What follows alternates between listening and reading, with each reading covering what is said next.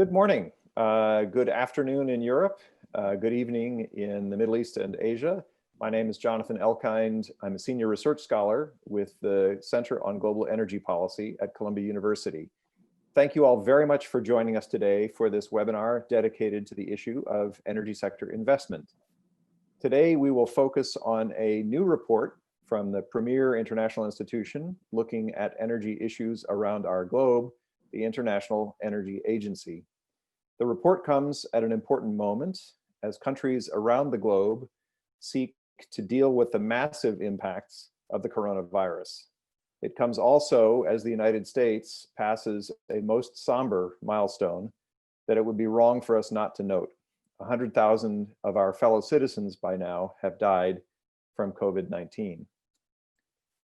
Despite that most somber backdrop, we are really pleased to have with us today Dr. Fatih Birol, Executive Director of the IEA, as well as his colleagues Tim Gould, Division Head for Energy Supply and Investment Outlooks, and Michael Waldron, the head of the agency's investment team. Today's program is on the record and it is being live streamed and recorded. It will be available afterward on the Center on Global Energy Policy's website, which can be found at energypolicy.columbia.edu. And you can also find on that website virtually all of our published products from the center. Our program today will proceed as follows. We will have Jason Bordoff, the founding director of the Center on Global Energy Policy, to set the stage with some welcoming remarks. Next, Fatih Birol will highlight key trends and findings identified in the World Energy Investment 2020 report. Tim Gould will then dig in deeper on some of the key findings. After that, we'll have a discussion featuring two of my colleagues from the Center on Global Energy Policy. They are Dr. Marianne Kah, who is a member of the Center's advisory board and the former chief economist of ConocoPhillips. She'll be joined by Dr. Melissa Lott, a senior research scholar at the Center and director of our power sector program. We're really pleased by the huge interest in today's event. Nearly 1,000 registrants signed up for the event.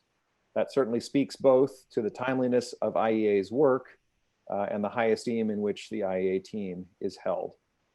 Let me talk about questions for when we get to that part of the program. Those of you watching on Zoom can submit questions using the Q&A function that will be visible at the bottom of the screen if you move your cursor around on the screen. Those of you watching the live stream, and also for that matter, those on Zoom, can submit questions using Twitter with the hashtag CGEPevents and our Twitter handle, which is @ColumbiaUEnergy. Again, that's hashtag CGEPevents and our Twitter handle @ColumbiaUEnergy. We'll get to as many of those questions as we can. Now let me turn over the floor, so to speak, the airwaves, to our center's founding director, Jason Bordoff, to get us started. Jason, over to you. Thanks, John, and thanks to all of you for joining us. I want to welcome you all to this discussion of the World Energy Investment Report. It's a really important document coming at a particularly uncertain and urgent time in the energy transition. And I'm really delighted and honored that we could help the IEA release this report, chock full of fascinating insights and analysis. Spent several hours yesterday going through it, and be joined by my friend, the IEA's Executive Director, Fatih Birol, who needs no introduction to this audience, his colleagues, Tim Gould and Michael Waldron, both of whom are also good friends to me and to the Center on Global Energy Policy, have visited us in New York many times, and hopefully we can do that in person again soon. Just to add a word of context to what John said, obviously, COVID-19 has delivered an unprecedented shock to the global energy sector. At the same time, we continue to see reminders nearly every day of the urgency of acting on climate change. And I think indeed the fact, as Fatih has pointed out, that more than 4 billion people were put under lockdown and the IEA estimates that emissions will fall only 8% this year is a sobering reminder of how difficult this challenge will be. We've never seen anything like the last few months, leading to historic drops in oil demand that sent US prices negative as we reach storage limits, huge shifts in electricity use. Basically, every day looks like Sunday now. And as this report shows, the largest drop in energy investment on record. And while electricity and clean energy, as you'll hear, fared better than oil and gas, as Fatih noted, when the IEA released the report in the last day or two, we're still nowhere close to being on track to meet our climate goals. And at the same time, this crisis presents an opportunity as governments around the world consider the need for stimulus, for recovery measures to boost the economy, to build toward a cleaner, more resilient, more sustainable future. And obviously we saw the EU's Green Recovery Package as just one blueprint for that yesterday. So it is a real pleasure, especially now, to have Fatih and his IEA colleagues with us to explain all of this. I want to say just a personal word of thanks. I think as someone who's worked in and studied the energy sector for a very long time, I can't think of another moment as uncertain or consequential as this one.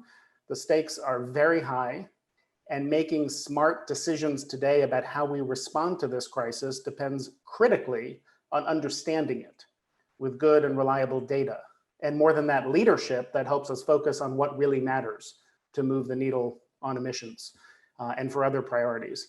And the work of the IEA to deliver timely data and insights has really been invaluable during this crisis. I just want to tip my hat to Fatih and his colleagues, the leadership role that Fatih has taken, particularly so from the extraordinary meeting of G20 energy ministers to deal with an oil crash, to rallying nations to seize this moment of opportunity to invest in a cleaner future and much more. So Fatih, thank you for the work that you and your colleagues are doing, and thank you so much for being with us this morning. So thank you very much, Jason, for this kind words, and thank you very much to also John Elkind for inviting us. I think it is so many hundreds of people are listening us. Is not only our work may be important, and the period we are in is critical. I think the events, the contribution you are making, Jason, at your institute is having a lot of impact around the world. And I know that you are very selective in choosing your guests, and we are honored to be one of them. You are right, Jason. Since 3 months, first of all, in Paris, we are all at home. This is in confinement, full confinement. We are going to office from time to time. And yesterday, for example, I went to office with Tim and Mike to release our report to international press, for which we had a incredible coverage. In I don't know if you have colleagues listening us, but BBC, we were after the Boris Johnson Cummings crisis, we were the second one, the energy crisis. So it was a good one. In social media and so on, there is a lot of interest. People want to know what is going on, and this is the reason we are working very hard to be useful, to be helpful. So normally, this is the 5th edition of the report. And Jason, you may remember when I became the head of the IEA, I made some priority projects, and this was one of the priority projects for me every year, to look at the budget of the energy investment, the energy industry's budget, how much is spent, how much, which sector, which country. We always looked the year before. For example, normally, this report should be looking at the results of 2019 and report those. What happened in 2019?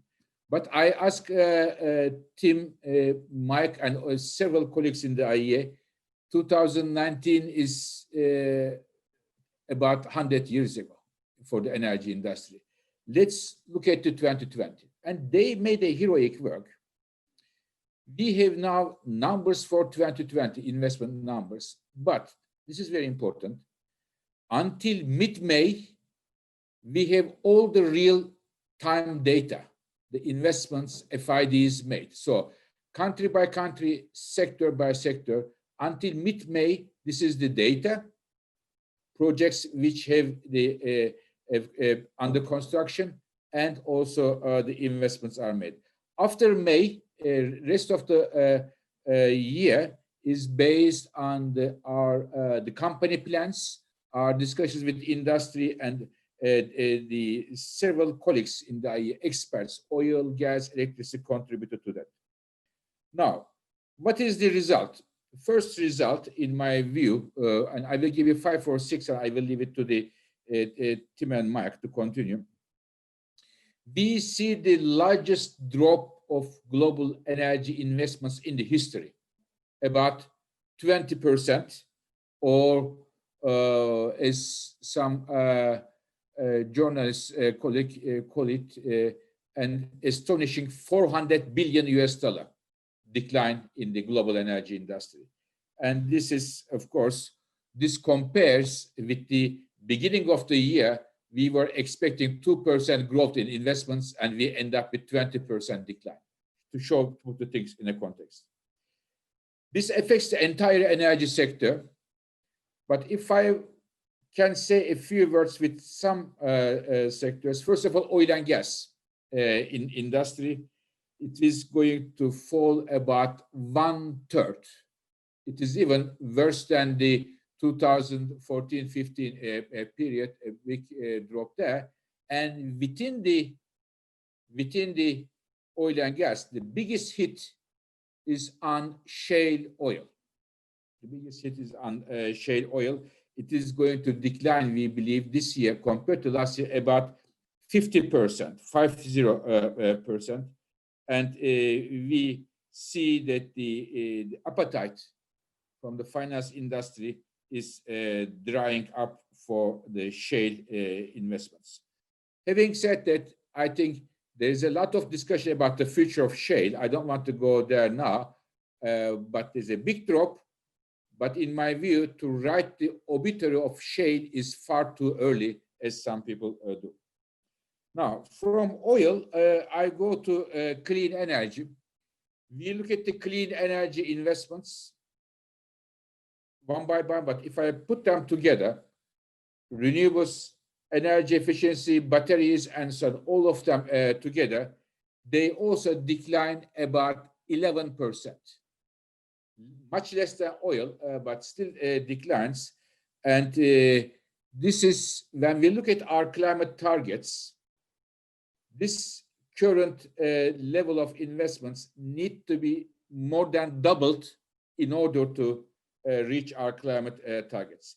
Before the coronavirus, they were already not enough, the investment transfer in clean energy, but now it is becoming even much more difficult. Another point I want to make is on coal. What we are seeing is that the global coal fleet, according to our numbers, this year continue to increase. And even if we look at the data until May, we may see that the coal investments, coal capacity, the new capacity will even accelerate compared to 2019. This is mainly driven by China, but also we see from Indonesia, Pakistan, Cambodia, mainly Asian countries, but China has a key role here. And I think it is very important because on one hand, we look at the clean energy, how to accelerate clean energy investments. We have to look what is happening with coal when we look at the global carbon budget. Now, before finishing, there is one, all of these have been in depth covered by the media around the world. I am very happy, but there is one area which is not covered, and I feel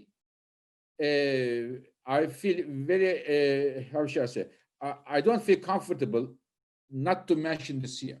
For me, it is very important when it comes to investments, which is the investment in electricity grids. There is a strong decline this year on top of the decline last year. When you talk about coal, everybody is interested. When you talk about oil, yes. Renewables, of course, everybody is there. But grids are very important, and especially important in a world where we see an increasing share of renewables, solar and wind, which require much stronger the grids around the world, and we see the investment in grids are going down. And this is in a context when the battery systems are not getting an increase in investments. There is no hydropower investment. The gas stagnates in terms of gas power plants, stagnates there. And as a result of that, how to accommodate the increasing of renewables is something very important in the absence of grid investments. So I like it very much that everybody loves renewables. IEA does as well, perhaps more than many, but it is important to think the issue is not renewables, how the electricity. In order to renewable windmills and solar PV goes to the homes or industrial sector, you need grids, but grids are lacking big time here. Just to finish, and this is the point that I wanted to highlight, which didn't get enough attention. Just to finish, the findings of our report are deeply troubling from the clean energy transition perspective, but also from an energy security perspective as well. And I would like to thank many colleagues who work on it in the IEA and also many peer reviewers. I'm sure we have hundreds of people following us, some of them.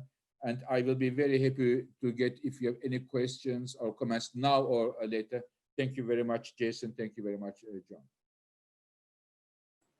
Great. Thank you so much, Fatih, for joining us. Let me maybe ask one question, see if John has one or two, and then we'll turn to the presentation. I know that you commented when you released this yesterday that notwithstanding this staggering change in investment, this doesn't mean that the long-term energy outlook is meaningfully different. And you pointed out that the idea that we've seen peak oil, that oil demand will never recover, you're skeptical about that. That doesn't happen without policy to change the incentives that businesses have, that individuals have for how they consume and produce energy. And I'm wondering, when you've also talked about the need for large investments in energy as that overlaps with what governments around the world right now are trying to do from the standpoint of what's broadly described as stimulus or recovery. So when you think about what policy actions are most important, and governments are trying to identify spending opportunities that deliver the stimulative economic recovery impact we want to help the economy grow and put people back to work, where do you see the biggest opportunities, the things that have the biggest bang for the buck and would do the most to help actually change the trajectory we're on toward a lower carbon one moving forward? What should governments be focused on now when they think about investment? Thank you very much, Jason. Excellent question. First, on the peak oil demand. Now, since a few months, there is a very strong wind that we saw the peak oil demand. Some thought leaders, CEOs of some big companies, some investors are saying, because of the changing the behavior, I would say consumer behavior and the new lifestyle, we must have seen 100 million barrels per day is the peak oil, and we are going to see a decline. I don't agree with it, and there are two reasons. One, we are, as you know, us, both of you, we are an organization of numbers. We look at this, for example, this Zooming issue or teleworking. When you look at the global picture, global oil demand, what are the sectors which are driving the global oil demand? We see that the role of this is very small. For example, teleworking. Only 10% of the global workforce, even today, is teleworking. Only 10%. And when you look at the countries like India, Africa, millions of people are becoming a new consumers of oil. When you look at where the oil demand growth comes from, it is coming from petrochemical sector, which is barely affected even from the coronavirus. Trucks. And in terms of cars, I can tell you, if anything, we may see as a result of a run away from the mass transportation, we may see there is a stronger car oil consumption. Definitely, we will see some decline coming from the planes. No question about that. But if we put everything together, which we did at the IEA, I believe in the absence of right government policies with a sustained economic growth and low oil prices, we may well go back to where the oil demand was and beyond. This is my thing. Second point, let's assume it is not 100 million barrels per day. It went to 99 million barrels per day. So what? The challenge is the same for the emissions, for the industry, for everybody. So therefore, there is a wishful thinking and there are real numbers. We should look at the real numbers, which we do at the IEA. If the oil demand goes down, this can be as a result of structural government policies rather than other things. Definitely, behavioral changes will have an effect, but this alone will not be a reason for the oil demand to decline as several people expect. The second thing is, you are completely right, Jason. We are working on a special report of World Energy Outlook. Team, Mike, and the others, many colleagues are working on it in the around the clock, in fact. Our aim is the following. Many governments are now around the world preparing recovery packages. And we are in touch with almost all of them. Almost all of them, at the ministerial level, at the technical level. And those packages are, for example, in Europe, we are talking about now 2 trillion. Those packages are once in a generation in scale. And what kind of policies they are going to introduce there, energy policies, will determine our future. Therefore, we are going to come up in this report some practical policy suggestions to governments, which A, can create jobs, B, can give a boost to economic growth, but C, accelerate the clean energy transitions. So 3 of them. We cannot just come up with something, it is good for the climate, do it. We cannot come, because the many governments' preoccupation today is jobs, health and jobs. But of course, they want to address the climate change, but it is important, therefore, to come up with the policy suggestions which are also responding to their immediate priorities, such as jobs and the economic growth.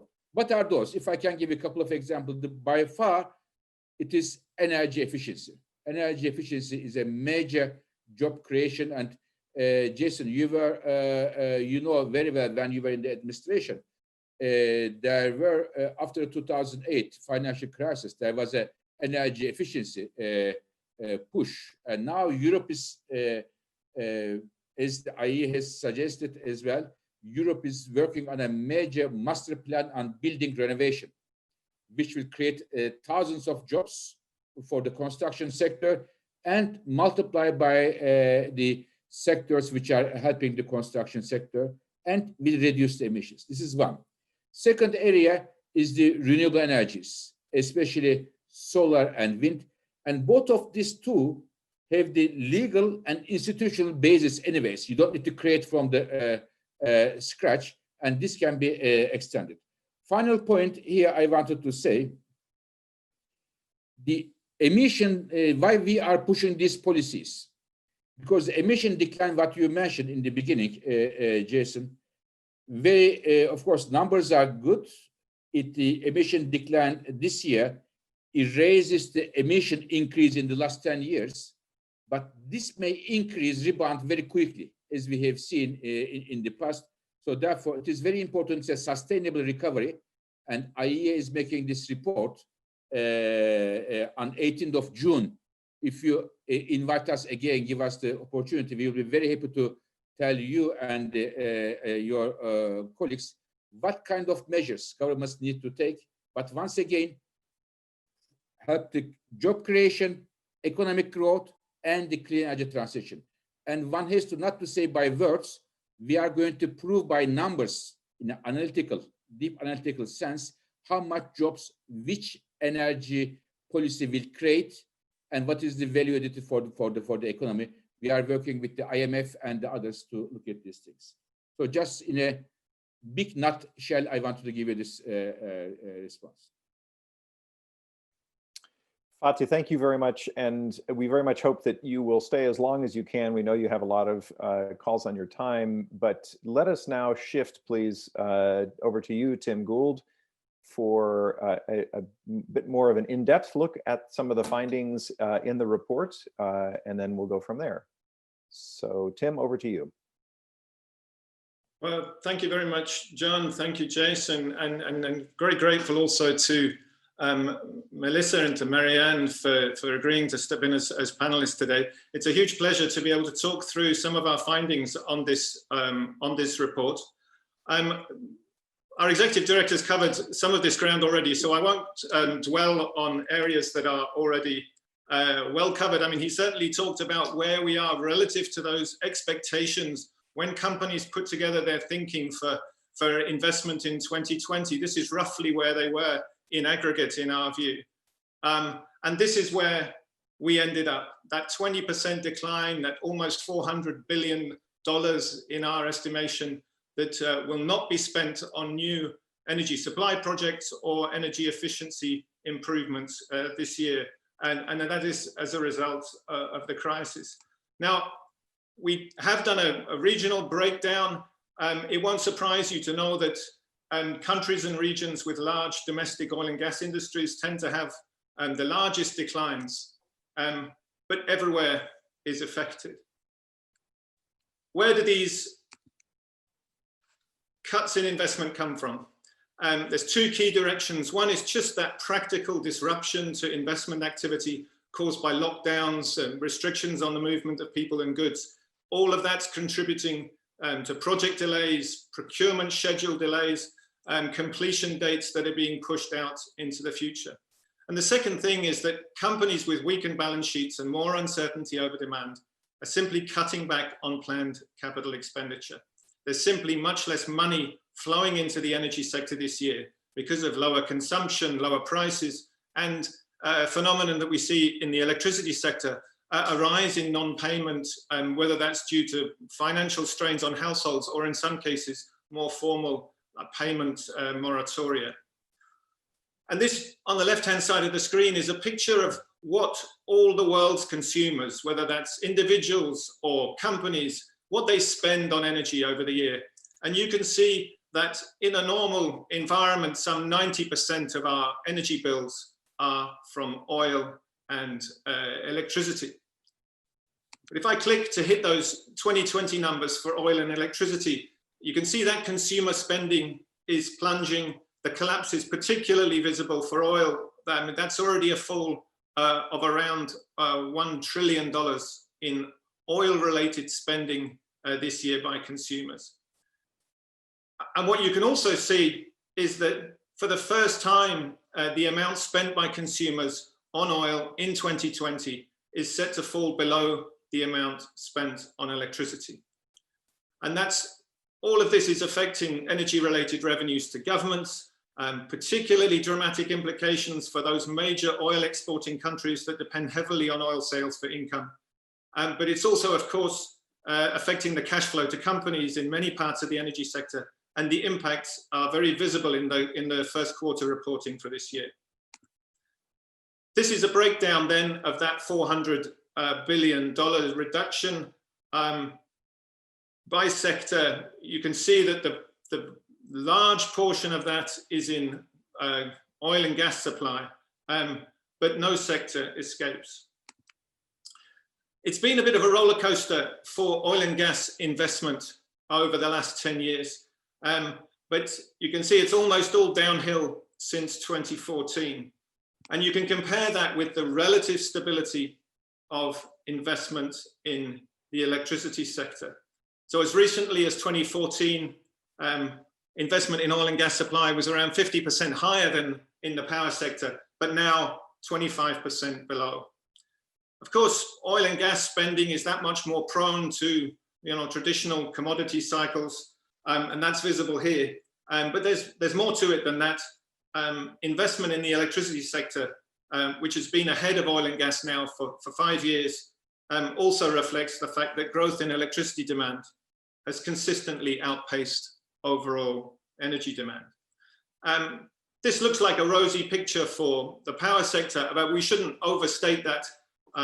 There are still huge gaps in the provision of electricity around the world.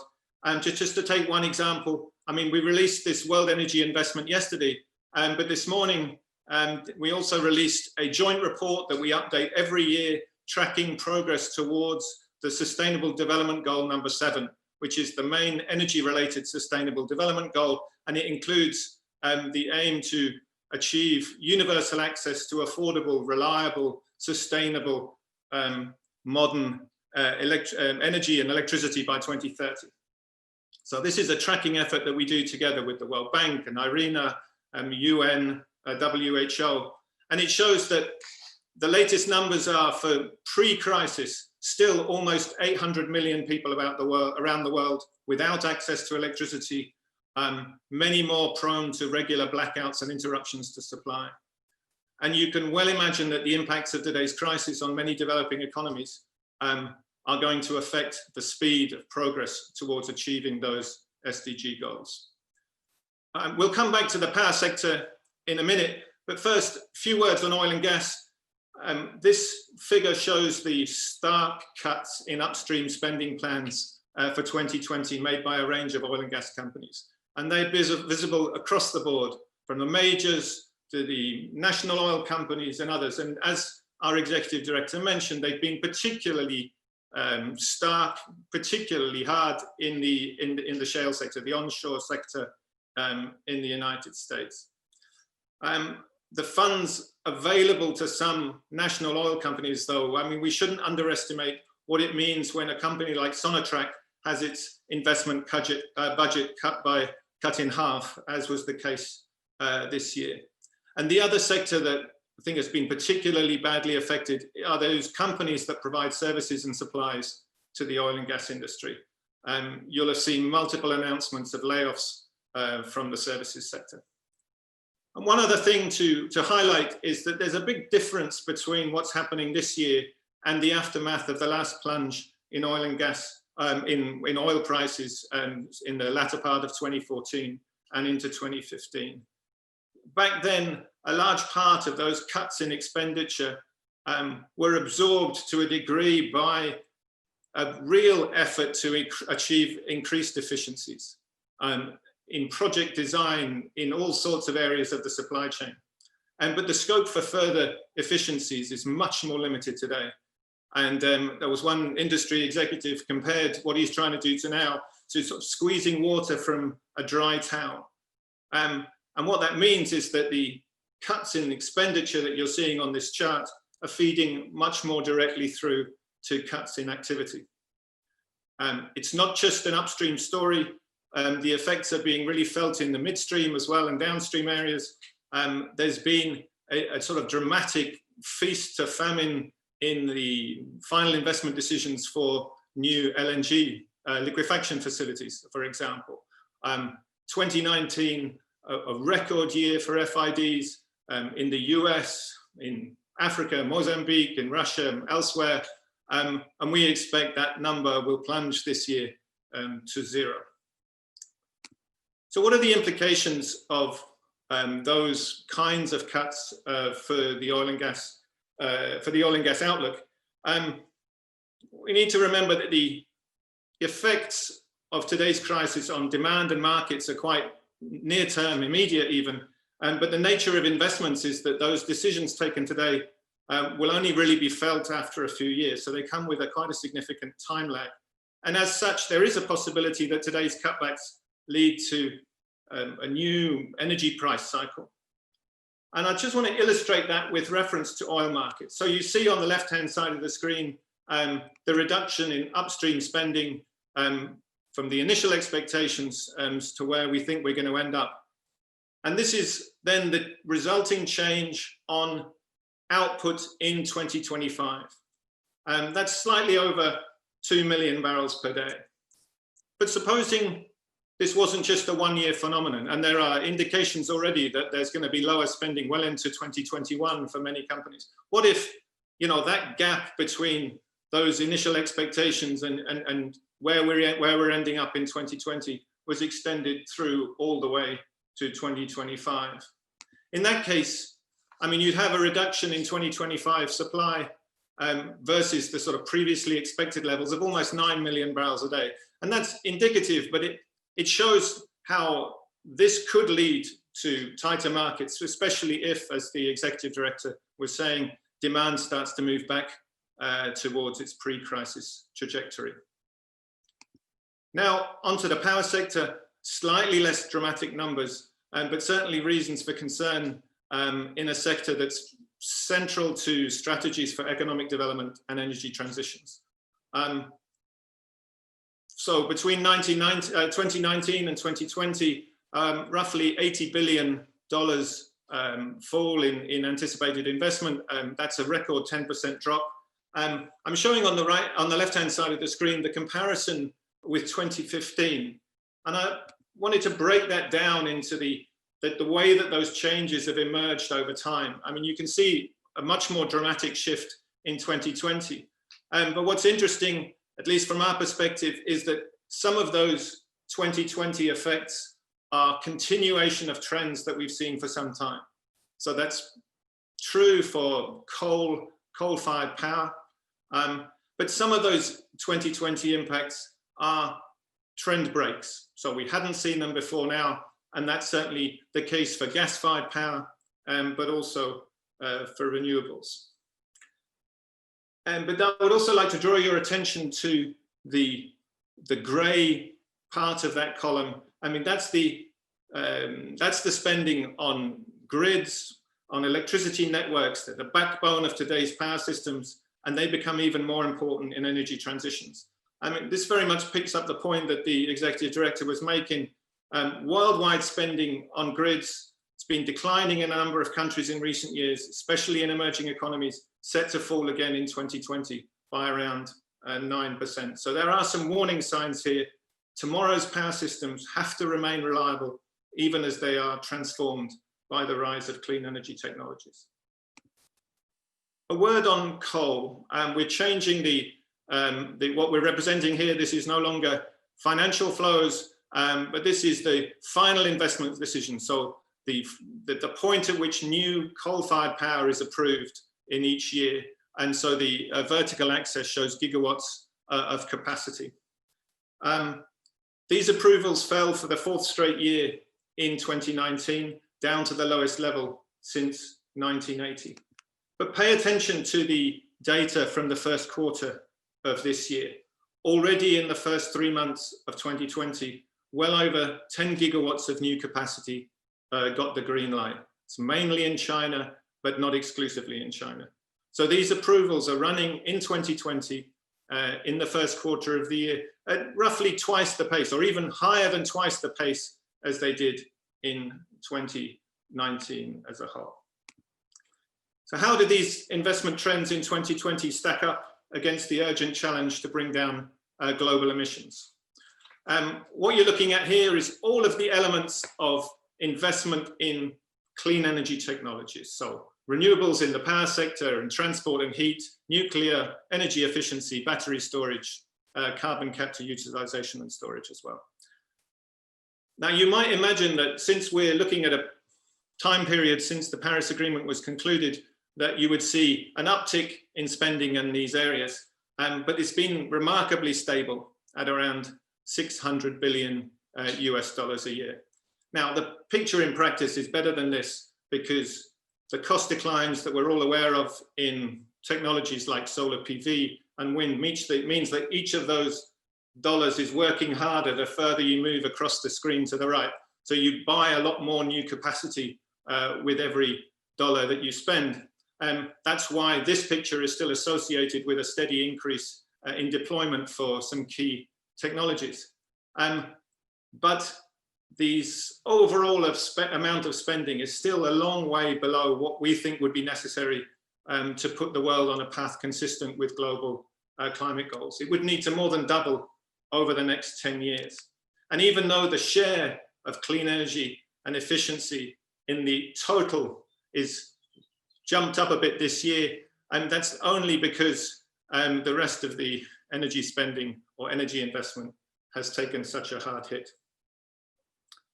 So when we're thinking about the prospects for a shift in spending, increased spending on clean energy technologies, I mean, the good news is that there's evidence that investing in clean energy can also make good sense for investors.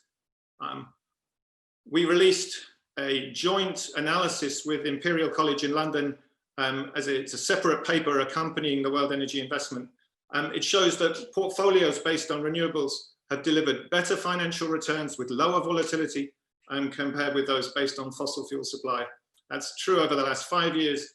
It's also true that those renewable power companies have weathered the storm better in 2020 as well. However, these developments they haven't achieved yet the scale or liquidity that would be consistent with a major reallocation of capital.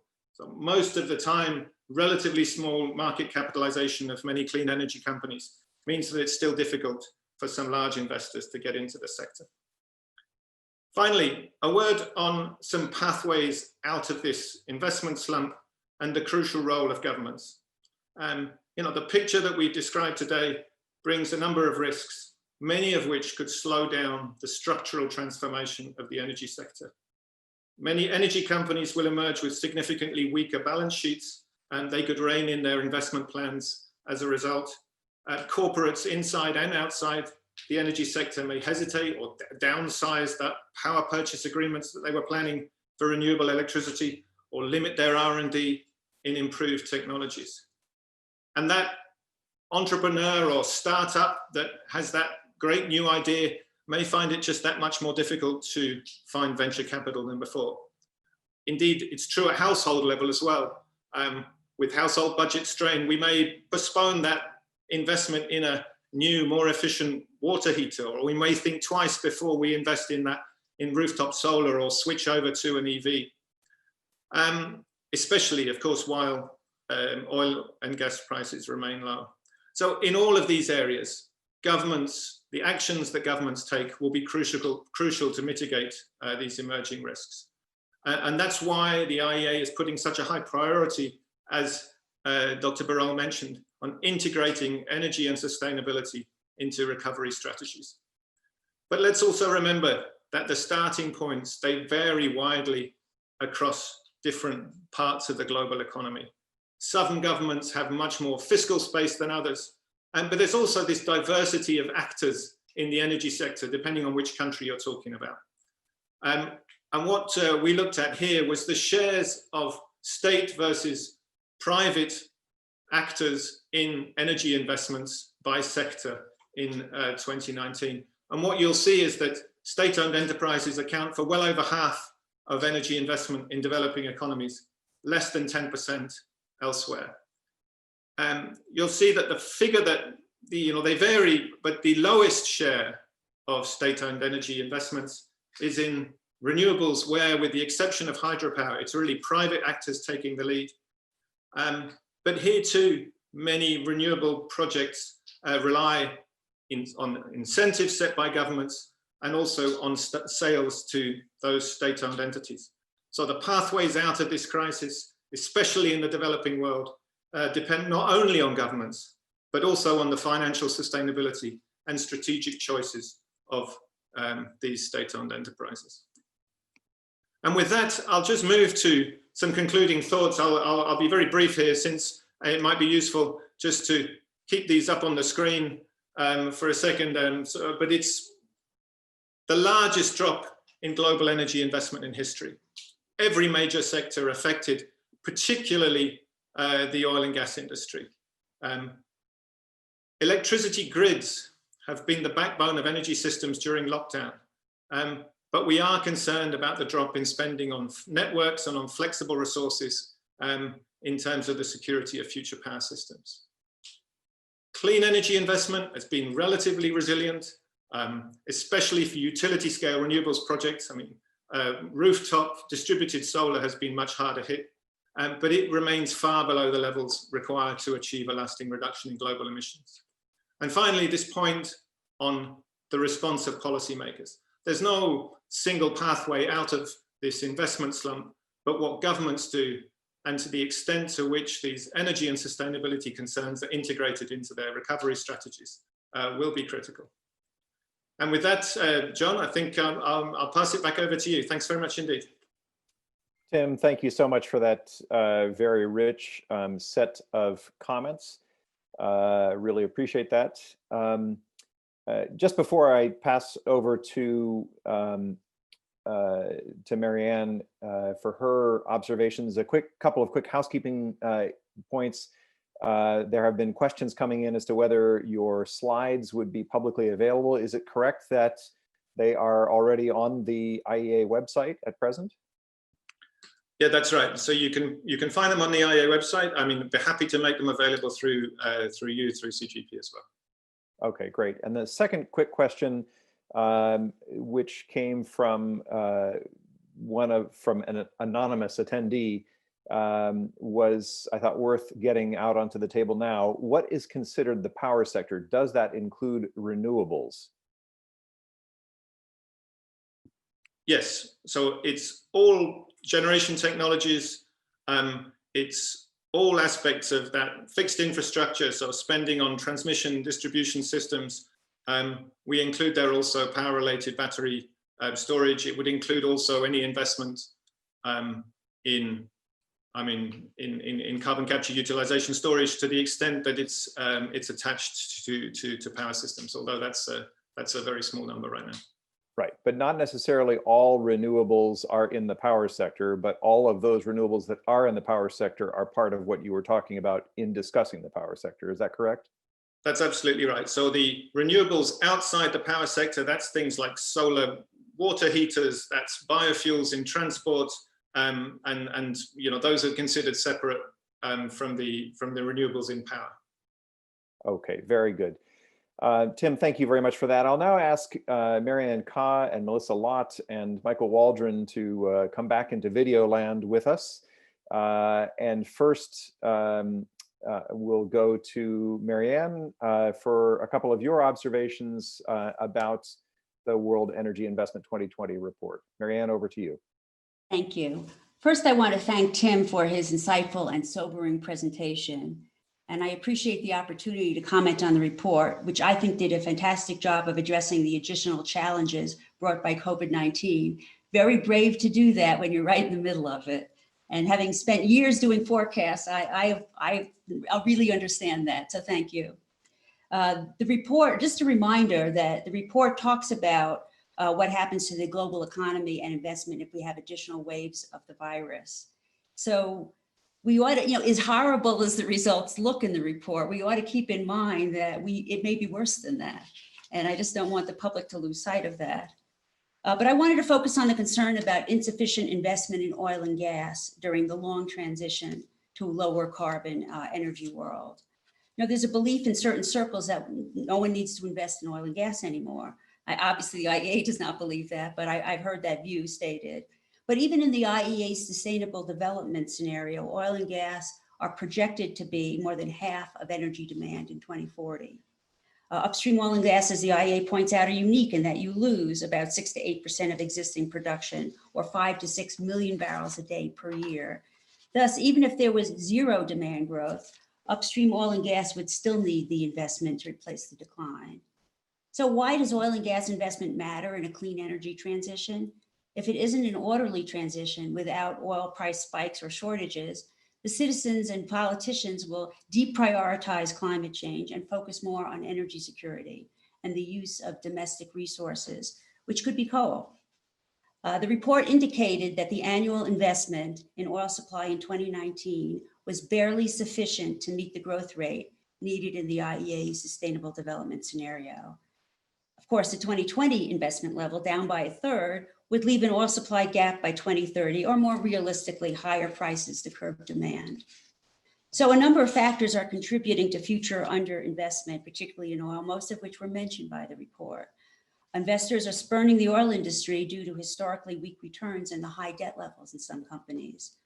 A contributing force was investors rewarding particularly US independents for high rates of production growth. So now investors are rewarding capital discipline, meaning generating higher returns and maintaining a positive cash flow. But the issue is this mode of operation will reduce ongoing investment even without the coronavirus. Uncertainty about the rate of oil demand recovery because of the virus is further going to curb investment. So with capital discipline and possible bankruptcies of a number of small producers in the US, tight oil is not likely to supply all of the demand growth after the recovery as it was in recent years. The national oil companies are also cutting their capital spending due to the sharp drop in revenues. So it's unclear who is going to make up for the lost growth. And I think oil demand and tight oil production is going to grow robustly for a number of years, but at a much slower rate than we had gotten used to, more like a 200,000 to 300,000 barrel a day rather than 1 million barrel a day per year. An increasing investor focus on environmental, social, and governance concerns may also drive investors away from the oil and gas industry, unless the industry ups its game in the areas of methane emissions and flaring reductions, for example. So there's been a lot of talk about peak demand, but many forces are stacking up against upstream oil investment. And the result of this could be that not a peak in supply, but not enough supply. It raises the question of whether the low carbon transition can be managed without the hardship to consumers in the economy of a period of high oil prices. Along similar lines, I don't think anyone pays sufficient attention to the oil services industry, which is in much worse financial shape than the E&P industry, and it never recovered from the last downturn. To change topics, the question in the report was raised about whether COVID-19 will help or hurt the penetration of electric vehicles. Very interesting question. There are obvious reasons for thinking that it will slow penetration. People don't buy cars in a recession, electric or otherwise, and automakers can't afford to invest in as many new EV models. However, I think there are forces in favor of increasing the penetration of EVs. The IEA has been talking about green stimulus. Well, the Chinese and European governments appear to be providing additional green stimulus, such as subsidies to promote EV sales and charging stations. But the new phenomenon that I think we saw during COVID-19 is that cities may also incentivize the use of EVs in the name of clean air. So many people in cities around the world are experiencing clean air for the first time, and they don't want it to end. Colombia is so interested in this that we're about to undertake some work on understanding post-COVID demand scenarios. One controversial thing I want to raise is I wanted to comment on the Joint Imperial College study that concluded that renewables have had a less volatile and higher return than the fossil fuel industry over the last decade. And I noticed that the Financial Times reported on it this morning, so congratulations. But I worry that it's really an apples to oranges evaluation, comparing an industry where there are regulations, mandates, and subsidies with another completely open to the free market. And of course, renewables would have fared better than oil in this downturn because the downturn was really focused on the transportation sector. If you look at ethanol, for example, ethanol, I think, fared very poorly. There's a lot of shut-in ethanol plants in the United States right now because it was related to the transportation sector. I imagine the point of the Imperial College study was to say that all companies should invest in renewables instead of oil. And my issue is I don't think we're going to get sufficient investment in either of them. So I do worry about that. And I think whether the oil and gas industry should diversify to renewables is a very interesting question. And I hope we can take it up during the Q&A period. I also was concerned that all fossil fuels were lumped together when they all have different markets. If you look at oil, gas, and coal, they compete in different markets and have different carbon footprints. The only other comment I would like to make is that the report mentioned that it would be difficult to attract investment in new technology, given the uncertainty we have now. And I wholeheartedly agree with that. And I specifically hope that the 45Q tax credit that the US has for carbon capture and storage will be extended by years, because it had a tight schedule to begin with. And with the pandemic disruptions, I think it's going to exacerbate the tight timing. So I will stop there and look forward to the Q&A. Thank you. Great. Thanks, Marianne. I neglected to say at the outset, and I already see a number of questions coming in the Q&A box. So those of you on Zoom have clearly mastered that approach for submitting questions. Those of you on Twitter can use the hashtag CGEP events and the handle @ColumbiaU Energy. Melissa Lott, the floor is yours. Thanks for that, John, and thanks to Jason, Fatu, Tim, and Marianne for the great presentations and observations. I'm almost afraid to play cleanup before we go to Q&A, but I will do my part there. Just to wrap up part of today's conversation, as John mentioned, I lead the power sector and renewables work that we do at the center. And so, of course, in this report, I zoomed right in on that. And Mike and I, not just when we worked at the IEA together a number of years ago, but subsequent to that, have talked about what we're seeing in terms of development in the power sector and its ability to support the clean energy transition. And I agree with everything that's been said and what's put in the report around, if we want to hit our targets mid-century, there needs to be more. And this is just further, hurting that trend. But I'll just briefly go through a couple of observations I made when I read the report and just what we're seeing. When we read through the report, it highlights that the power sector, yes, has been exposed to less price volatility, and that announced cuts by companies have been much lower than what we're seeing in oil and gas. And that is, what we are seeing. But the sector is still very much expecting to see a fall on that capital spending. So I believe that you guys estimated it to be around 10%, and that's broadly matching with the conversations that I'm having around the industry with my colleagues there. The problem that I see that has been mentioned briefly, but I'll highlight again, is that this is happening at a time when we need to see significant increases in investments across the power sector if we're going to reduce emissions.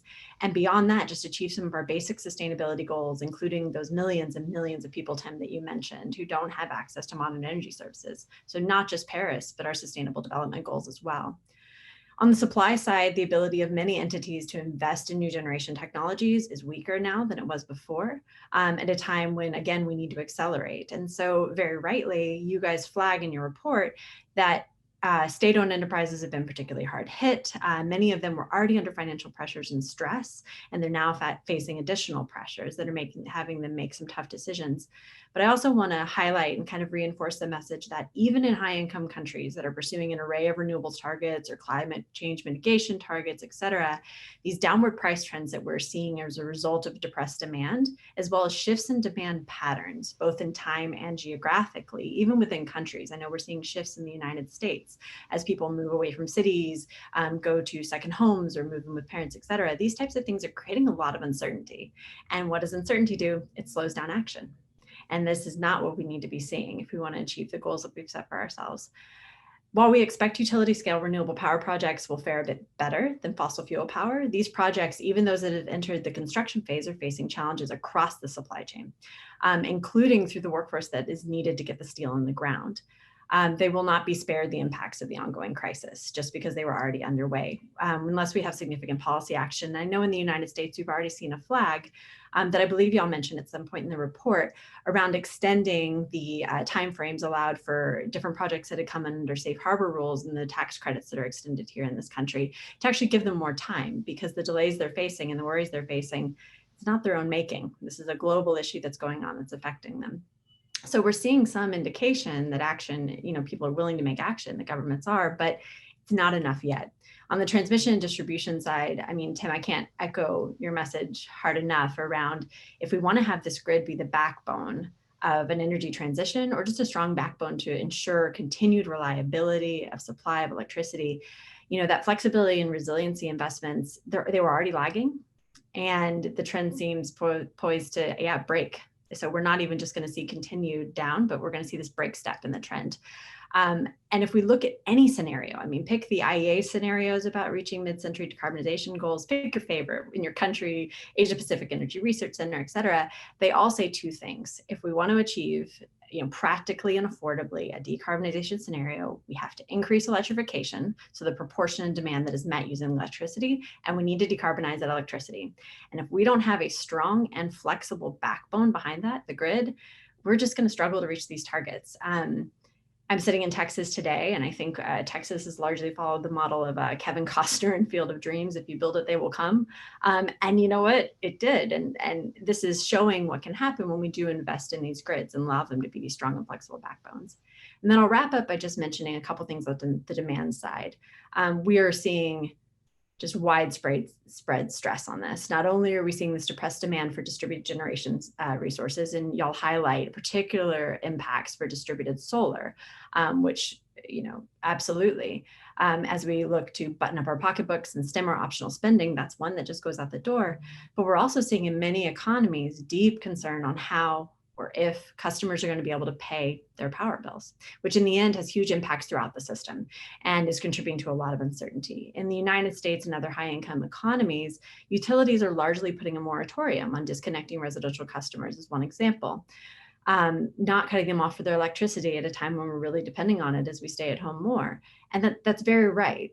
Very rightly, they're keeping the lights on as we're grappling with skyrocketing unemployment and all the different things that are happening at this moment. But the reality is the bills aren't gone. The expenses behind them, so the fuel costs, the generation capacity investments, the grid investments, they're still there. And so the question is, what do we do next? What happens to all of that, missed flow of money? How do we recover it? How do we make sure that the electricity system stays strong? So with that, I'm going to pass it into Q&A, which is honestly my favorite part of all of these things. Thank you very much, John. And thank you to all of our colleagues at the IEA for this report. It's fascinating to read through. Great. Tim, Michael, and all, we're going to try to have this be a kind of a rapid fire Q&A. So please, real short answers and very much, discussion. I want for all of you who are now participating to engage very actively. Let me just start with one that that is a personal interest of mine, and then I'll go to a lot of these questions that are coming in through the various mechanisms. Melissa alluded to the kind of chilling effect that uncertainty has for investments going forward. We're all sitting here, we don't know what the shape of the curve will be, so to speak, in terms of the recovery. Is it a V-shaped, very pronounced downward and then return back up? You say that you assume a U-shaped recovery in the report, if I read that correctly. What happens if it's a W? What happens if we have rebounds? Does that just mean it extends the same kinds of basic patterns, or are you worried about some qualitatively different impact on investments going forward? Yeah, that's a great question, and it's one that we're certainly wrestling with across different areas of IEA work. You can imagine we're now starting to try to put together a world energy outlook for this year. First question, GDP, and so we're wrestling with all these issues. A couple of things that I wanted to mention is from the start, we've taken a relatively pessimistic view about how this plays out. So when we put together the assumptions underlying this work, we didn't take the IMF base case. We took the IMF, the more pessimistic scenario, which is a 6% contraction in GDP for this year. And I think, broadly speaking, that was a good call. But as you say, that scenario builds in kind of a longer impact of lockdowns, a greater area, a greater volume of economic disruption. But it doesn't build in a second wave of infections. It doesn't have that sort of W shape that increasingly, unfortunately, is creeping into the public debate. So when we look at sensitivity cases for the World Energy Outlook, when we think about the risks to our current base case, you have to say that they are weighted on the downside. And what would that mean? Well, I mean, inevitably it would exacerbate all of the things that we're talking about already. But I think you're talking about some really profound stresses already in some economies like Iraq, some very countries that are very dependent on hydrocarbon revenues. I mean, we're working very closely with the Iraqi ministries, with the new prime minister, and it's already the case that because the scarce investment funds, they are inevitably prioritizing the oil sector for that, which means that you don't get the gas capture that you were thinking about. That gas doesn't get used in the power sector. You don't get the investments in transmission that are urgently needed. You don't get the build out of additional capacity that the country needs, which means that you don't have potentially the electricity that you need to power conditioners in the hottest months of the summer, you know, in addition to all the other stresses caused by ISO. So in a sense, you know, you push the system in different ways closer to a point where, you know, you see some, not just sort of exacerbation of trends, but you see some dislocation. Great, thank you. I know, Jason, I know you had a question about the kind of interplay between investment in oil and gas and prices there. Go ahead. Well, actually, I was listening to you. Let me ask a different question, because Okay. the slideshow, you know, had a little bit on the coal slide by region, but mostly it was a global perspective.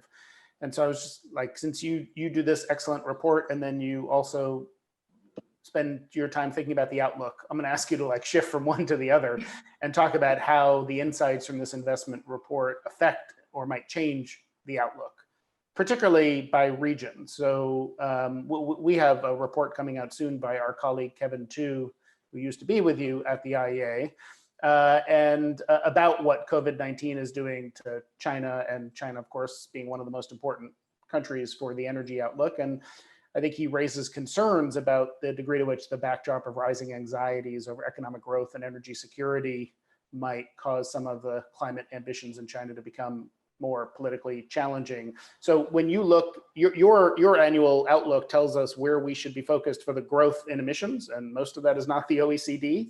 So when you look at the places that were going to be the largest contributors to fossil fuel growth, coal projects, emissions, how do you see how do you think about where we see these investment impacts playing out in South Asia, in China, elsewhere, and how will they affect the outlook? How will the outlook be different, if at all?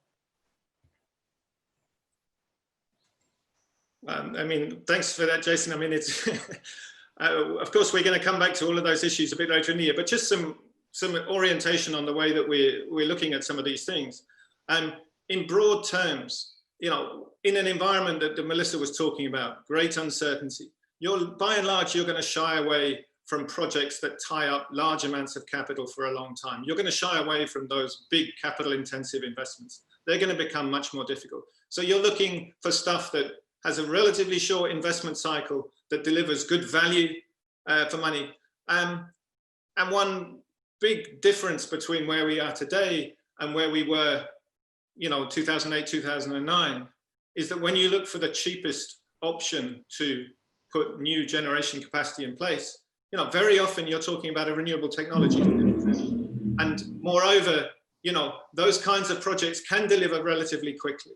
You know, the turnaround time for a solar project is going to be much shorter than it is for you know, for a big, you know, multi megawatt you know, investment in coal power. So there are some things that speak in favor of, you know, putting more capital into clean technologies that have an established business case. It's more difficult though to see, you know, how that same logic you can apply in some other sectors, particularly when you get outside the power sector, or particularly when you look at the infrastructure questions that Melissa mentioned as well.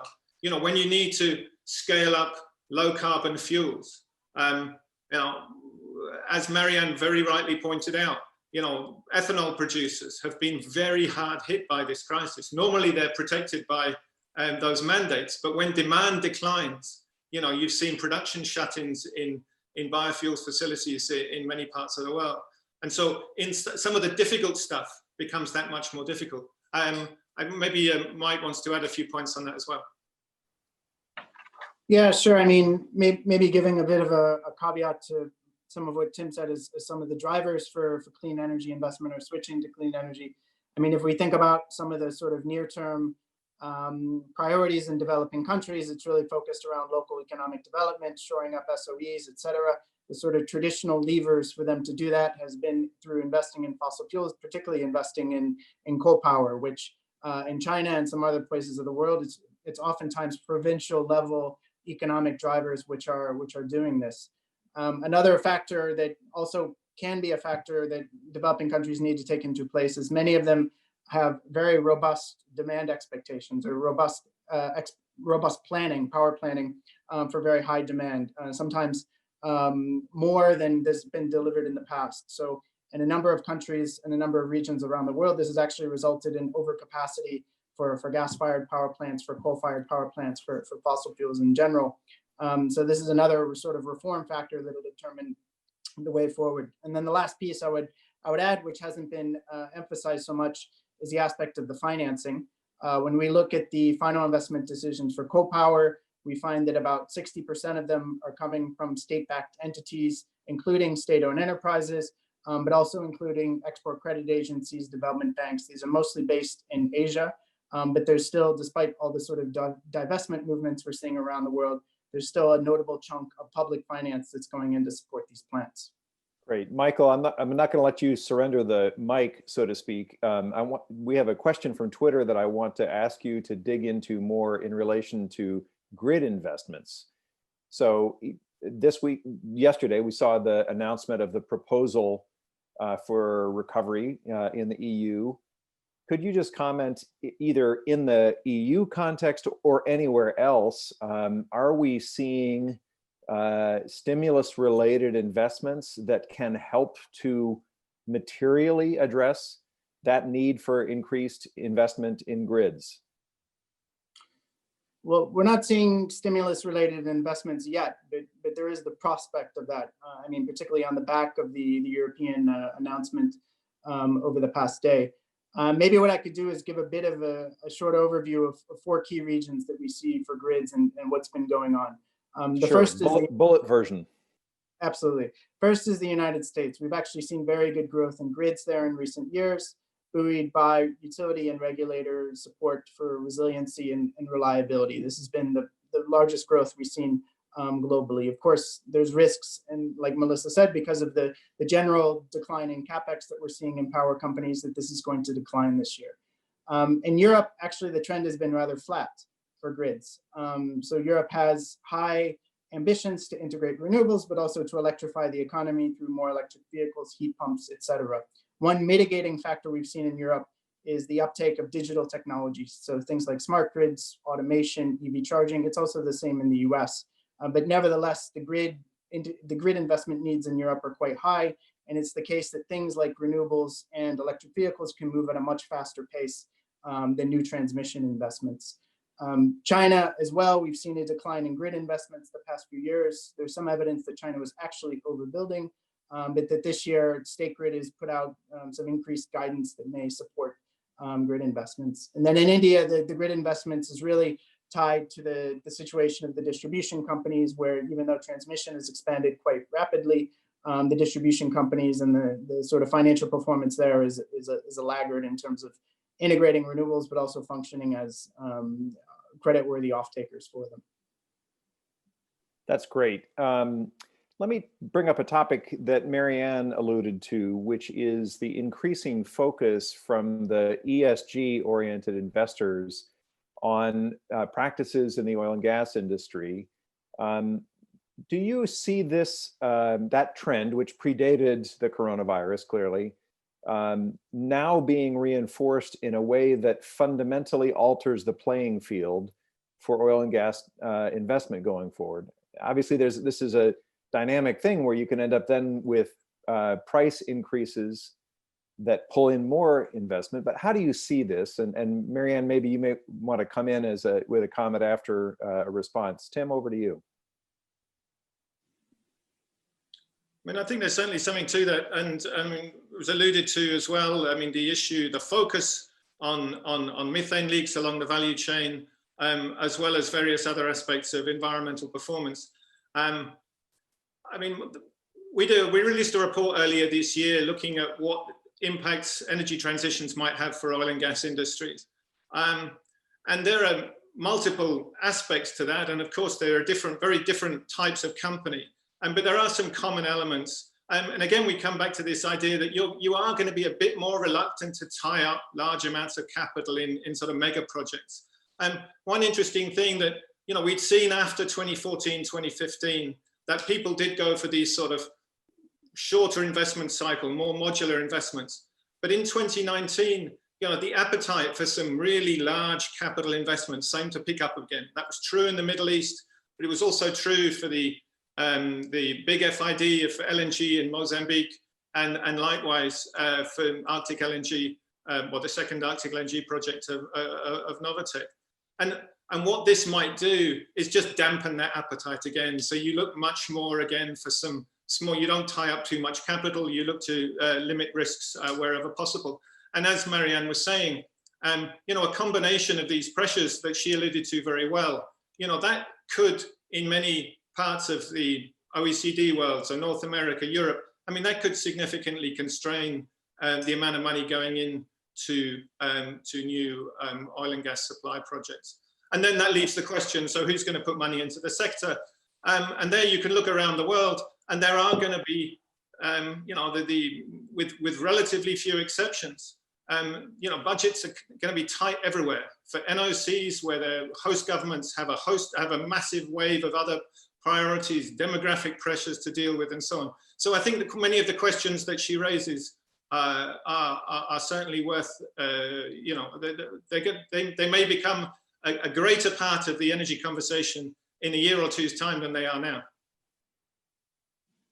Can I just ask a follow-up? Is that a short-term phenomenon? Because you mentioned how returns have lagged in oil and gas relative to clean energy, but then you also said markets are going to tighten up. We're underinvesting now. You kind of told us higher prices are coming.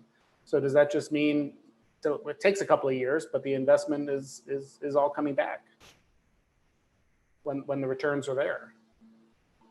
I think there is some elements to that, and there's certainly maybe some truth in it that we see another cycle, another price cycle in the mid 2020s.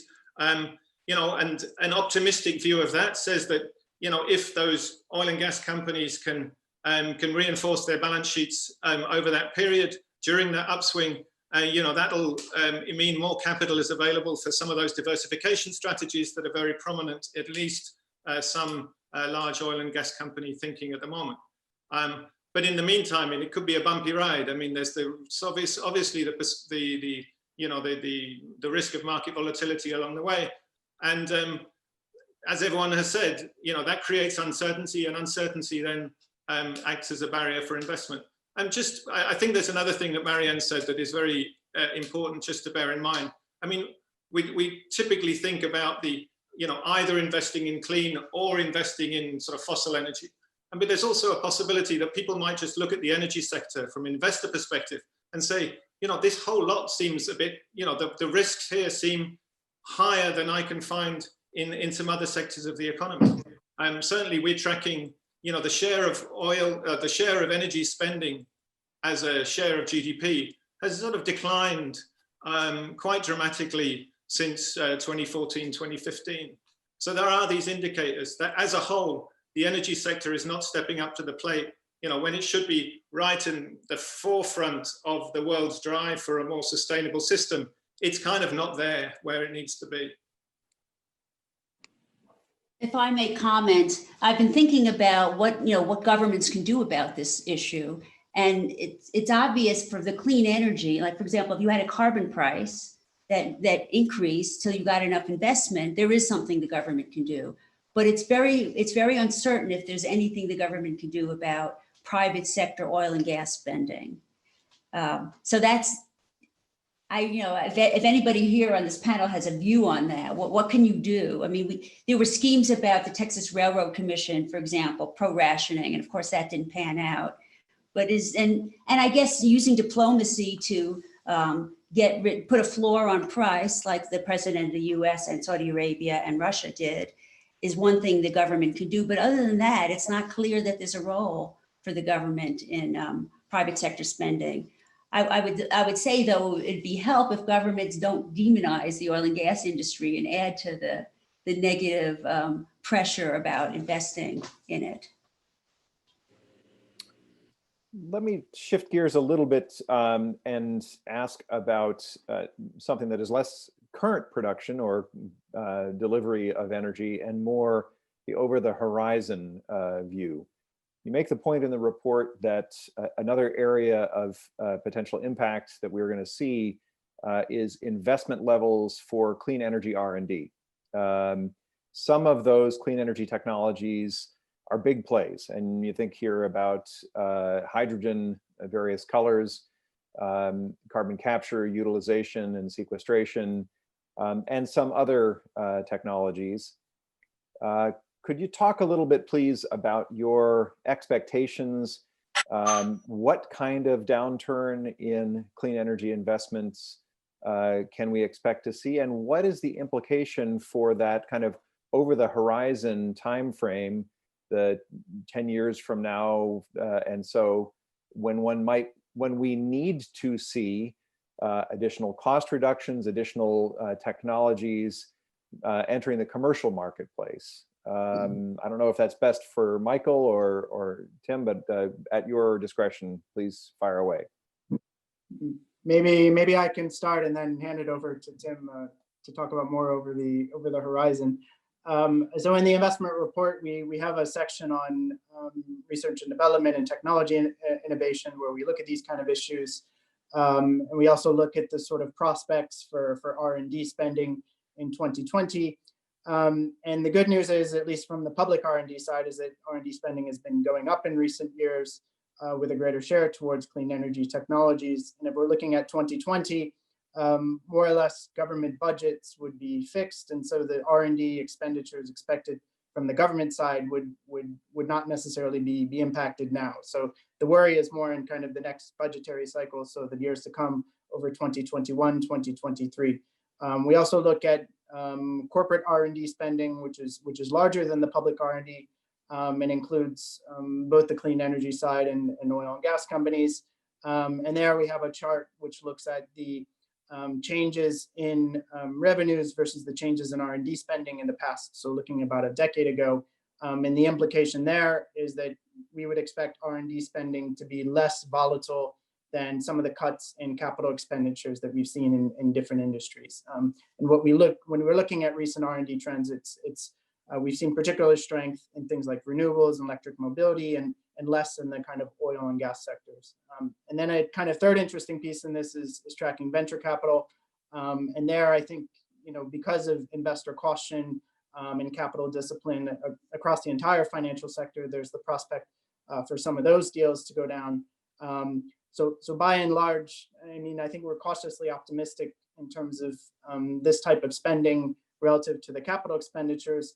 But I think what we're seeing in terms of the fossil fuel price development, energy price development, can have particular implications for things like hydrogen, where there's a lot of electrolyzers that were planned to come online in 2020. And perhaps the economics of those can be affected by what's going on now, particularly in the gas markets and competition. But maybe I'll leave it over to Tim for maybe additional points. No, I need to say that on the hydrogen side, it's one of the few charts that you'll find in the whole report where there is this surge in anticipated capacity installments in 2020. I mean, there's a lot of interest in the electrolyzer hydrogen area.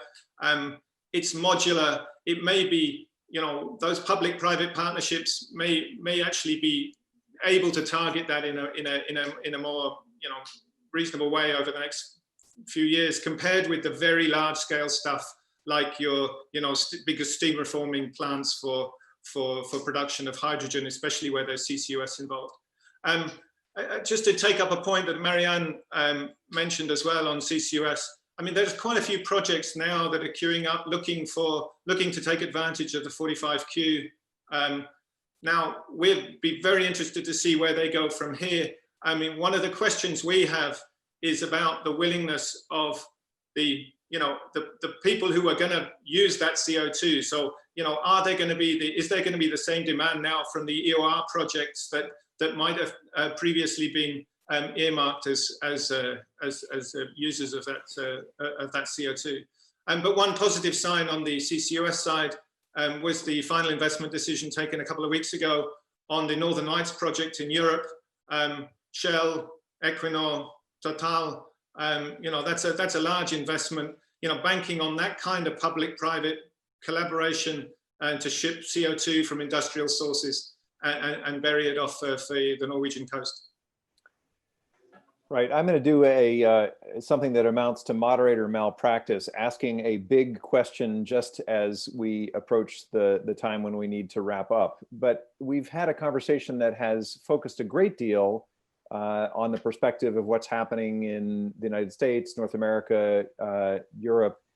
Some of your remarks highlighted the difference in the implications in major emerging economies, but I'd like to now ask you to pull that hat on fully and highlight for us, please, Tim and Michael, how different this picture looks if one is sitting in an emerging economy. Role of state-owned enterprises and position that they are in terms of access to capital, maybe one of the areas, policy priorities, another. How different does this energy investment picture look if you are in a major emerging economy? Shit, maybe I can start and Tim can jump in with the conclusion. So in general, I mean, what it looks like right now is that we see a lot more of the impact on the advanced economies in terms of the lockdowns and the restrictions in Europe and the United States, and things are kind of moving a bit more slowly in terms of impacts on the developing economies. But what we've seen is we've seen tremendous amount of financial outflows related to a number of emerging economies. We've seen currency depreciation on the order of 15 to 30% in countries like Brazil and Mexico, South Africa, Indonesia. A lot of the state-owned enterprises, or the main state-owned enterprises in these countries, are heavily indebted, and they're heavily indebted in US denominated currency. So all of a sudden their debts have ballooned. And so we're looking at these economies in particular as being some of the most financially vulnerable. And given the role that state-owned enterprises play in investment, not just in the fuel sector, so actually carrying out the investments themselves, in the power sector, building the grid, but also being that sort of reliable, creditworthy counterparty to a number of private sector projects related to renewables or related to other types of energy. These have become a real weak node in terms of investment. And it looks like a lot of them are still able to borrow. It looks like governments are trying to reorient their stimulus programs. India is trying to give money to the discoms to give them some relief in terms of bill payment. But the question is, at the end, who bears the risk? And I think an interesting dynamic in this that we haven't mentioned is perhaps the kind of counter-cyclical role of the development finance institutions. So the World Bank, the IFC, the Asian Development Bank, these are going to play an increased role in developing countries. Of course, their balance sheets are big enough to support all the types of investments that are needed. But to the extent that these kinds of governments can step in with things like guarantees, they can actually be a very important role for investments to proceed in these countries. So in general, I'd say we're a bit more bearish on the developing countries because of these reasons. All right, and I'm sorry to time pressure you. Tim, comments to add there? All right. We know that everybody is extremely busy, and for that reason, we always try to start and end on time. Jason, I'm going to throw to you for the final word. Okay. Well, I just want to say thanks to Fatih, Tim, and Michael for joining us, and thanks, John, for your excellent moderation, and Marianne and Melissa. I think when Fatih tweeted about this report yesterday, if I recall his tweet, it said its findings are deeply troubling for our energy future. And I think we heard some of the reason why that is today. We need much more, not much less investment. And I think we heard this morning about why what's happening in the world with COVID-19 may add to a range of factors that are causing investors to become more skittish about the energy sector. And then we also need dramatic shifts, obviously, in where that capital is going, toward lower carbon energy sources, electrification, new technologies. And that is also not going to happen without policy, which is why we do the work we do every day at the Center on Global Energy Policy. And from a political economy standpoint, building support for strong climate policy also means probably does require a strong and healthy economy. And some of the efforts to help us get there also may create opportunities to think about how we deploy government spending in a smart way, and hopefully leverage that for private investment, because we will certainly need, as much as you think about government spending and stimulus, it's still a fraction of what we've just heard from the IEA we're going to need by way of investment in the coming years in the energy sector. So as I said in the beginning, just an enormously uncertain time, and that's why it's so important to have the best expertise, analysis, data to help us understand it better. So thanks to IEA for the work they're doing and for joining us this morning. Thank you very much, everybody. And that will end our webinar. Thank you. Goodbye.